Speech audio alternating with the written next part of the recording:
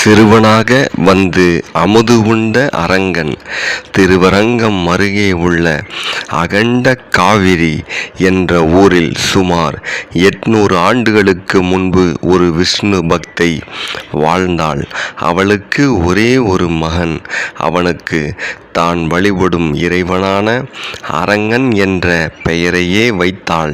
அந்த பிள்ளை வளர்ந்து அப்பகுதியில் மாடு மேய்க்கும் தொழிலை செய்து வந்தான்.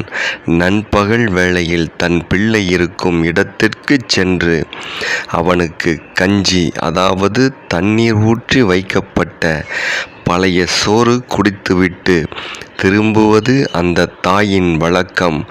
குறிப்பிட்ட இடத்தில் ஒரு அகண்ட மரத்தின் அடியில் அமர்ந்து அரங்கா என்று அழைத்ததும் அந்த பிள்ளை ஓடோடி வந்து தன் தாய் கொண்டு வந்த அமிர்தம் போன்ற அந்த கஞ்சியை பருகிவிட்டு தாயின் மடியில் படுத்து சற்று ஓய்வெடுத்து விட்டு மீண்டும் மாடுகளை மேய்க்கச் செல்வான்.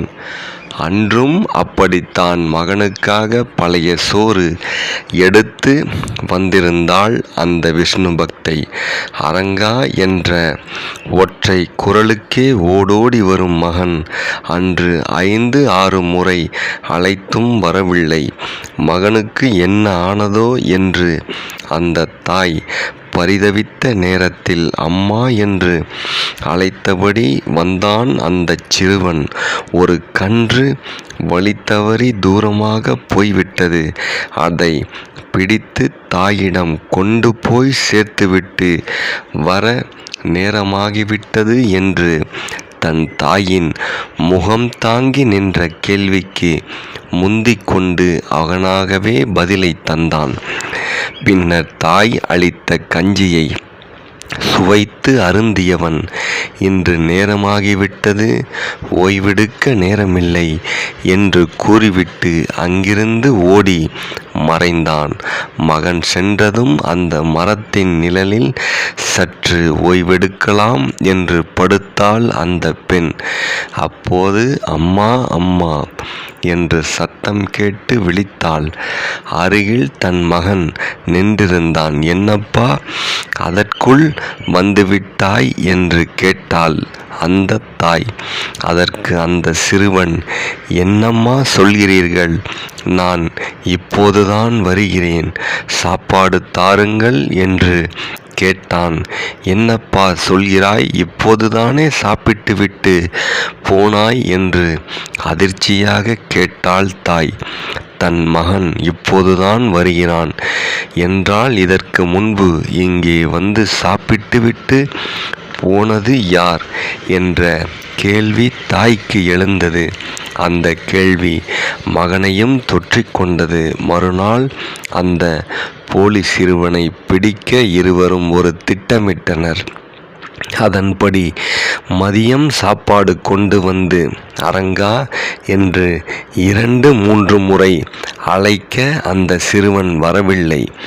உண்மையான மகன் ஒரு மரத்தின் பின்பாக மறைந்திருந்து போலிச் சிறுவனை பிடிக்க காத்திருந்தான். அப்போது முன்தினம் அமுது உண்ட சிறுவன் வந்து தாயிடம் கஞ்சியை வாங்கி பருகினான். அதை பார்த்த உண்மையான மகன் ஓடிச் சென்று, அம்மா, நான் தான் உங்கள் மகன் என்றான். அதற்கு மற்றொரு சிறுவனோ, அம்மா, நான் தான் உங்கள் மகன் என்று கூறினான்.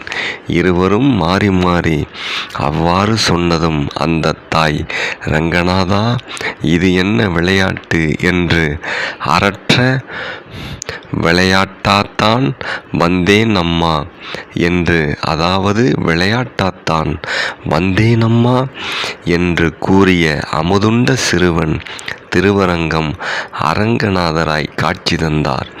தாய்க்கும் பிள்ளைக்கும் ஆசி வழங்கி மறைந்தார். இந்த விஷயம் அறிந்த ராமானுஜர் அந்த தாய் வாழ்ந்த ஊருக்கு ஜீயர்புரம் என்று பெயரிட்டார். அதோடு அங்கே ஒரு மண்டபமும் கட்ட ஏற்பாடு செய்தார். பங்குனி மாதம் நடைபெறும் பிரம்மோற்சவத்தில் ஒரு நாள் அந்த மண்டபத்தில் அரங்கநாதர் எழுந்தருள்வார். அங்கே அந்த தாய்க்கு இறைவன் காட்சி தரும் நிகழ்வும் இறைவனுக்கு நவ முதுதுது என்னும் கஞ்சியும் நைவேத்தியமாக படைக்கப்படும். நன்றி, வணக்கம், வாழ்க வளமுடன்.